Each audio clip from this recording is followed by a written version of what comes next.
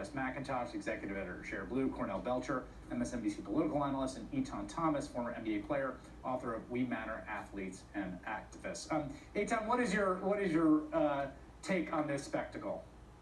Well, the first thing I thought of was my 10-year-old daughter, Imani, and her classmates. You know, they have their birthday parties, and sometimes word gets out that one girl is not going to go to the other girl's party, so she uninvites her, and then makes up a reason why. That's the first thing I thought of. So Trump basically uninvited the entire Philadelphia Eagles and made up a reason why. He said it was because, you know, they were disrespectful to the flag, and, you know, they were all taking a knee, when in actuality, none of them actually took a knee. But that's what he does. He creates a narrative, and he's doing it pretty much to be able to be divisive and to be able to really appeal to his supporters during these midterm elections. What I thought, Jess, was so interesting here is that they didn't want to go to the White House. And there was this great quote from someone today saying, like, yeah, a lot of the white players want to go to the White House. The conservative ones. The conservative white players didn't want to go and stand next to this guy. And so he got mad. He got upset. There was some reporting saying there was going to be like 2 or 3 players, right, an owner and a mascot.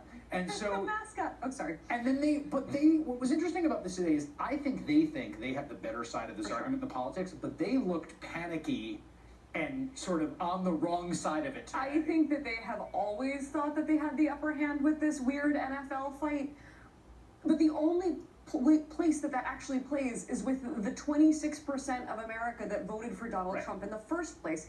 And literally everybody else can see this for the racist ploy that it is. Not to mention, football is kind of an American pastime. Like, deciding that you're going to square off against football players is not really like an easy sell, especially for the tough guy crowd. Slash against the Super Bowl champion Philadelphia Eagles, who, again, I reiterate, I think, have every right to kneel during the national anthem and express themselves, but did not actually do that. No, they didn't. And I mean, we can enumerate all of the embarrassments for today. He chose to put himself in front of that choir so that we could all find out that he had not bothered to learn the words to the national anthem before he had his celebration of the anthem today, and that he didn't know the words to God Bless America. He could have stood nicely off to the side, hand over heart, looking at the choir, and we wouldn't have seen that. But he put himself front and center, must have known that he didn't know the words to these, and then he filled the crowd with White House staffers. He couldn't even get people from Philadelphia to be there. And the funniest thing is that someone actually knelt during the anthem who was in the crowd, aside from someone else heckling him. Cornell, I think my prediction is when we come October, the Republican message for the midterms is going to be MS-13 is coming to kill you and the people that you love. And those spoiled athletes won't kneel for our anthem. And that is going to be 90% of the message of the Republican Party. Because they think that's where the blood is. I don't think they think it's in the tax cuts. I think they've learned that that's not what's going to keep them in power. But I do think that's where their base is. And I just want to add something that I just saw on social media, because I think this story gets worse, because I think LeBron apparently is saying that if they win, they wouldn't go to the White House either, and the Warriors win, they won't go to the White House either, which Curry, I think, sort of nodded to, agreed to, but you got to check that because it's social media, and not everything there is true. But that's right. I mean, he is a creature of chaos and division, and that's what he's fanning right now. I think I'm sad for the NFL who capitulated, right? That's right. Because they can't get out of this thing, right? And long term, like, we did some polling around this, and the majority of African American voters think that in fact the NFL owners are colluding against Cap, and you have over a third of them saying that they are watching less football or stop watching football because of it. And long term, when you look at how America's growing more diverse and younger, the long term for the NFL, this capitulation, I think, is most problematic. Yeah, just to be clear for folks who have not tracked this, the NFL announcing a new policy in the offseason. They will fine players who do not stand during the anthem, the Players Association objecting to that, but to how to deal with this president. I mean, this is what you get, right? You capitulate, and this is your reward in getting disinvited. The NBA has taken a very different tack to this. I do want to mention this. This is what LeBron James had to say earlier today, asked about the Trump rescinding the Eagles' invitation. It's typical of him. I'm not surprised. It's typical of him, and I don't know.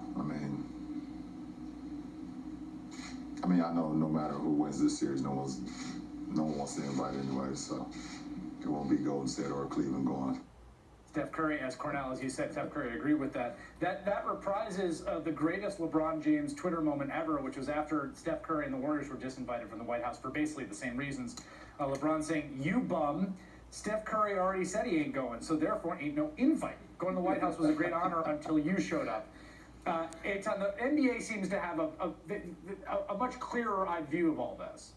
Yes, they definitely do. And they have that's one of the things that I talked about in my new book, We Matter, Athletes and Activism. The NBA, although they do have an anthem policy, you don't get the feeling that you're going to be punished if you do speak out. Now, the NFL has been very clear that they want to set a precedent and say, if you do speak out, if you do step out of line, you too will be Kaepernicked.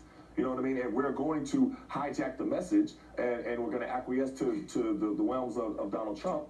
And we're going to make a new rule. But the thing about it is that, I spoke to Eric Reed. I spoke to some of the athletes like Torrey Smith, and they said the reasons why they were protesting in the first place was because of police brutality.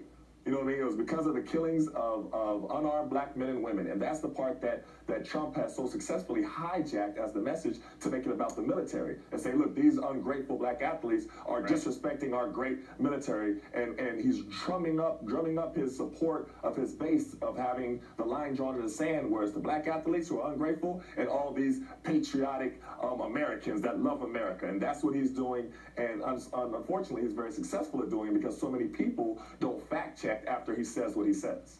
I mean, of course, the military is full of patriotic black Americans, which I think is also a thing that he forgets. But the people who are really messed up by this display today are all of those Republicans in Hillary-winning districts on the ballots tonight. Yes, and in places like Pennsylvania, where it's not going to go over that well. Jess McIntosh, Cornell Belcher, and Etan Thomas, thank you all. That is all.